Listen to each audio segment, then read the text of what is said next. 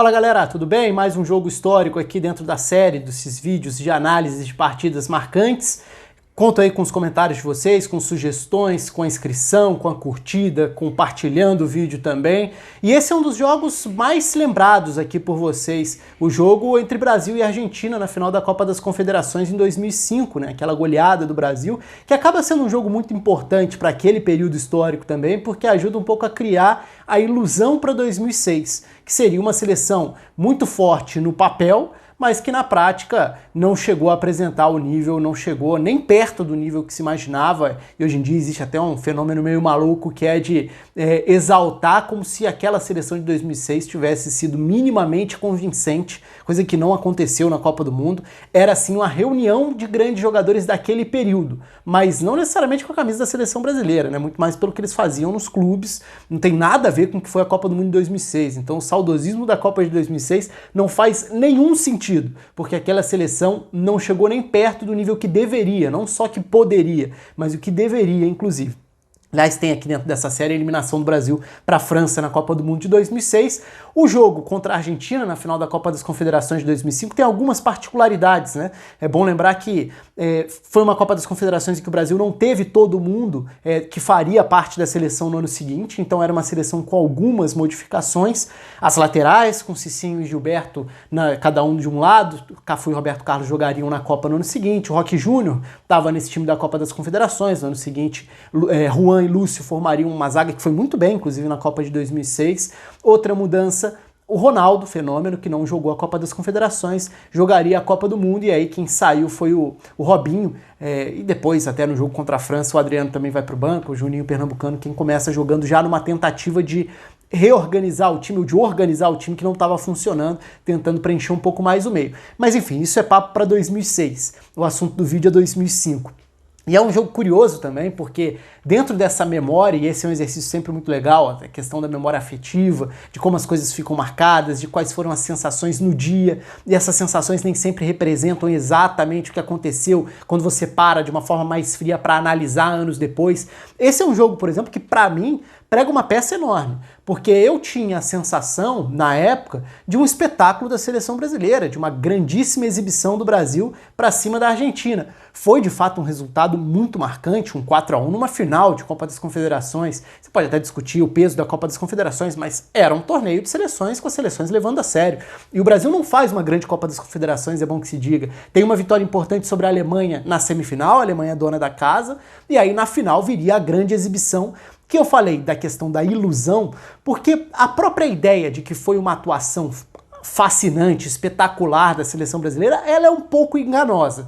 Porque se você para ver o jogo, de novo, depois de muito tempo, talvez a sensação que vai ficar é de um primeiro tempo bem mais ou menos, de um jogo equilibrado, de um jogo que não era dos melhores, tinha muitos grandes jogadores em campo, isso é fato, eu vou chegar nas escalações e no funcionamento já já, mas o primeiro tempo do jogo tá longe de ser convincente, inclusive da seleção brasileira que vai para o intervalo vencendo por 2-0.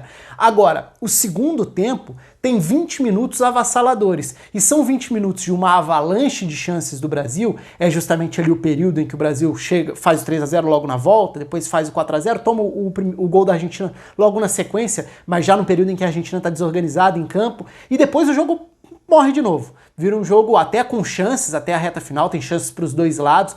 Poderia até ter sido um resultado mais elástico do Brasil. Poderia ser um 7-1 do Brasil, quem sabe, numa final sobre a Argentina. Claro, não tem nem comparação com o peso de uma Copa do Mundo. Mas eu digo no sentido de que, e esse é outro jogo que tem análise aqui no canal, 7-1 da Alemanha na Copa de 2014. Se naquele jogo a Alemanha nem precisou fazer o seu jogo perfeito, do ponto de vista de controle, de domínio, mas foi avassaladora na avalanche de chances a cada transição e atropelando o Brasil dessa forma, o Brasil teve essa chance diante da Argentina.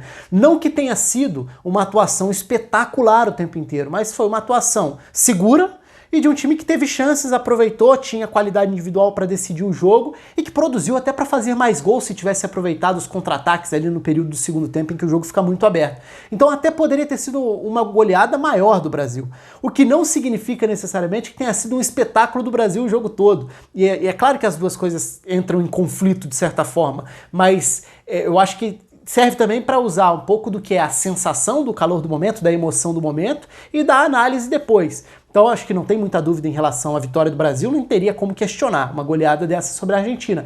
Mas a sensação de que ali foi uma exibição de gala, eu acho que ela se reduz muito a 20 minutos, que são os 20 primeiros minutos do segundo tempo. Então vamos para o campo, vamos para a questão das formações, do desenrolar da partida. A Argentina tinha nesse dia, né? O Zanetti como lateral pela direita, pela esquerda o Diego Placente, então o Sorin jogou como um meia pela esquerda, um meio campista pela esquerda, então a Argentina tinha uma linha com 4, que tinha um lateral esquerdo mais defensivo, o Zanetti tendo mais liberdade para ocupar o lado direito. No meio campo, Bernardi foi o volante ao lado do Cambiasso, com o Sorin como esse meia pelo lado esquerdo, o Riquelme à frente, sendo 10, sendo meia, e sendo um dos melhores jogadores do torneio e um dos melhores em campo no primeiro tempo, inclusive, pela qualidade para controlar a bola, para sofrer faltas, para pausar o jogo, para pensar o jogo, que era algo que o Riquelme fazia muito bem. E na frente, César Delgado e Lúcio Figueroa, uma dupla longe das melhores da Argentina e longe até das melhores que a Argentina tinha nesse momento, né? É bom lembrar que na Copa das Confederações o Saviola tinha jogado. Nesse jogo mesmo, no banco de reservas, Aimar e Tevez acabam entrando no segundo tempo, então eram opções. O Messi faria parte da seleção da Argentina na Copa do Mundo do ano seguinte, mas nessa altura ainda estava jogando Mundial Sub-20 com a seleção argentina. Então, é evidente que a Argentina tinha opções melhores ofensivas, e se o Brasil não estava com a seleção completa do ano seguinte, a Argentina também não. Agora, de qualquer forma, é um Brasil e Argentina numa final de torneio, então evidentemente tem peso.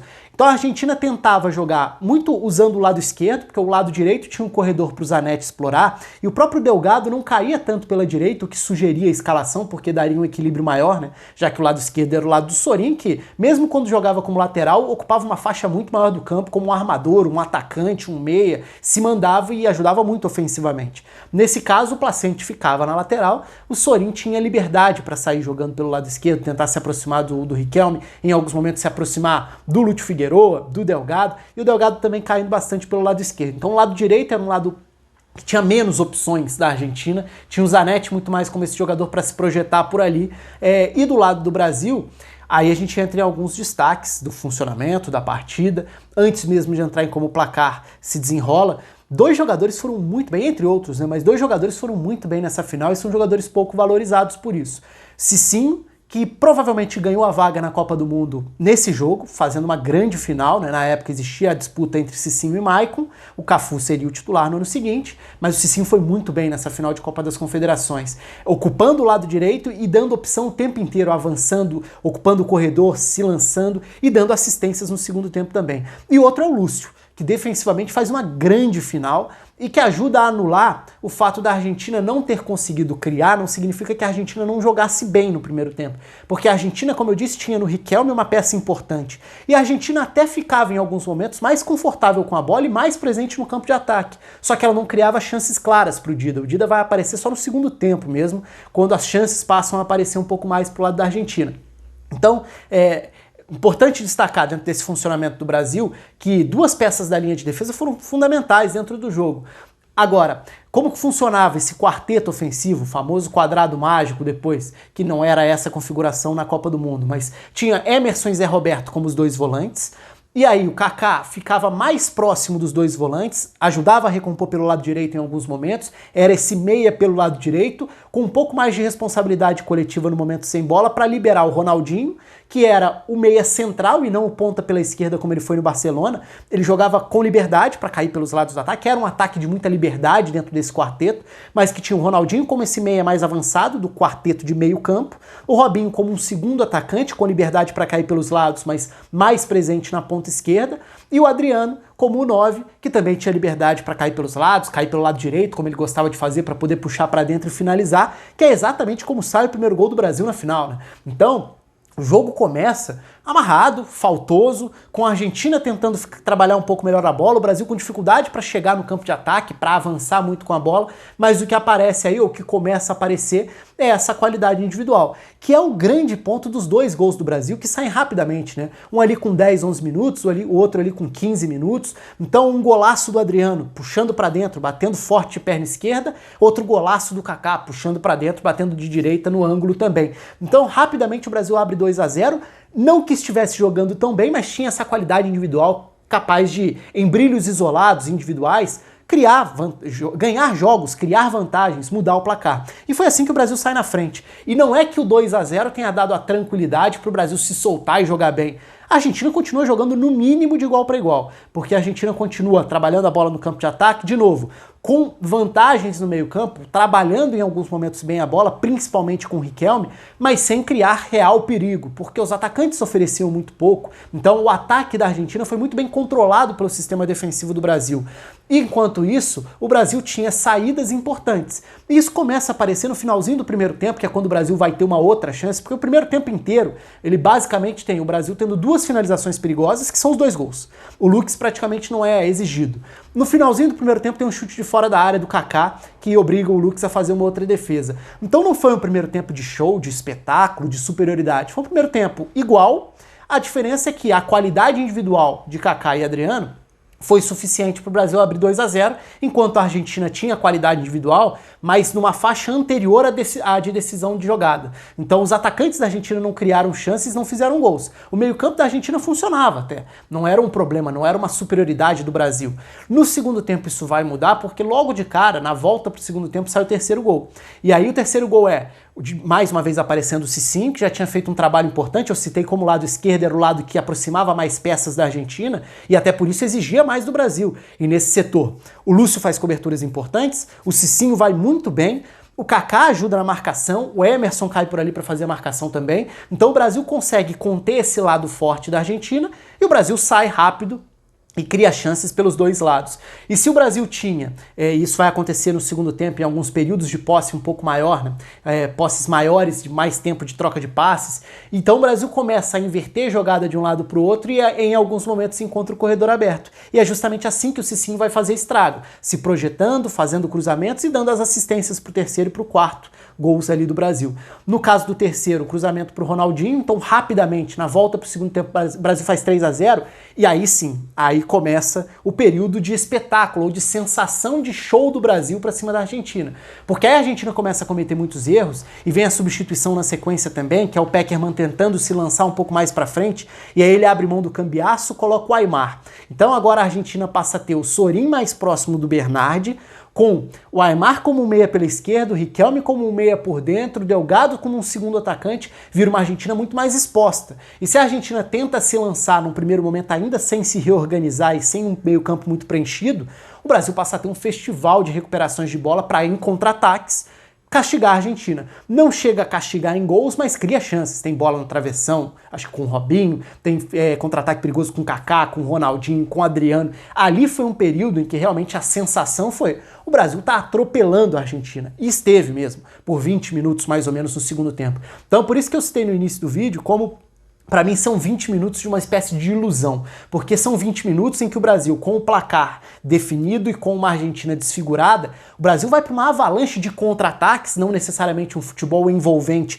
por colocar a bola no chão e sair tocando, o que o Brasil também fez em alguns momentos desse jogo, mas o momento de maior volume ofensivo é o momento de recupera e acelera, recupera e acelera. E com essa qualidade para desequilibrar em contra-ataques, qualquer time vai querer ter espaço, porque é aí que vai ter mais facilidade ainda para criar chances. Isso não é um demérito pro Brasil, não. O Brasil jogou muito bem esse período e atropelou a Argentina por esse período. É justamente aí o que eu citei, que o Brasil poderia ter feito 4, 5, 6, não seria um exagero, não. Mas foi um período curto do jogo que teve essa disparidade entre os dois lados. Porque a Argentina, o Brasil chega ao quarto gol de novo, com o Cicinho chegando ao fundo, cruzando e encontrando a cabeça do Adriano para fazer 4-0. Adriano, melhor jogador do torneio, depois premiado dessa forma. Então foi um Brasil de muita qualidade e de algumas individualidades se destacando muito. Agora, não é que tenha sido o futebol envolvente que colocou a Argentina na roda do início ao fim, um show do início ao fim. Não, são cenários diferentes, circunstâncias diferentes dentro do desenrolar da partida. O primeiro tempo foi igual e foi um primeiro tempo até feio. Foi um primeiro tempo travado, pegado, muita falta, muito empurra-empurra, longe de ter sido uma exibição brilhante. O segundo tempo tem 20 minutos ali que são dignos da empolgação que esse jogo passou a despertar na memória de todo mundo pro resto da história, que passou a ser o jogo do espetáculo do Brasil contra a Argentina, o que corresponde a essa primeira metade do segundo tempo. Porque aí depois que o Brasil faz 4-0, A Argentina responde logo na sequência com o gol do Aimar, e aí depois o jogo também dá uma esfriada, o Brasil tem períodos de jogadas bem trabalhadas, a Argentina também se lança ao ataque, faz outras substituições, o Dida passa a ser mais explorado também, mais exigido, chega a ter defesa em chute do Tevez, chega a ter lance do Sorin, chega a ter até um pênalti não marcado no Sorin, o jogo fica mais aberto, na reta final o Brasil também tem chance em contra-ataque, então o jogo fica completamente maluco na reta final, mas já com um placar muito definido para o Brasil, então nada ali que fosse mudar o desfecho do título do Brasil. Mas é um jogo curioso, porque dentro dessa proposta de contrapor sensações da época e análise anos depois, esse é um jogo que tem um choque muito grande entre as duas coisas. O Brasil empolgante foi um Brasil de espaço curto dentro do jogo, mas a sensação de empolgação pelo que aqueles jogadores eram capazes de fazer é uma sensação compreensível. Agora, a ideia de que aquela seleção deu show nos anos seguintes, naquele período, aí ela já é bem exagerada, porque não foi, muito menos na Copa do Mundo do ano seguinte, e aí já é assunto para outros vídeos, como o próprio jogo contra a França que eu já postei aqui no canal. Quero saber os comentários de vocês, as lembranças de vocês, tenho certeza que esse é um jogo muito marcante para muita gente, porque foi realmente uma goleada sobre a Argentina numa final, e isso marca, e teve essa, eu acho que o que vai marcar mais a memória de todo mundo são esses 20 minutos ali do segundo tempo, da avalanche de chances do Brasil. Um abraço para todo mundo e até a próxima.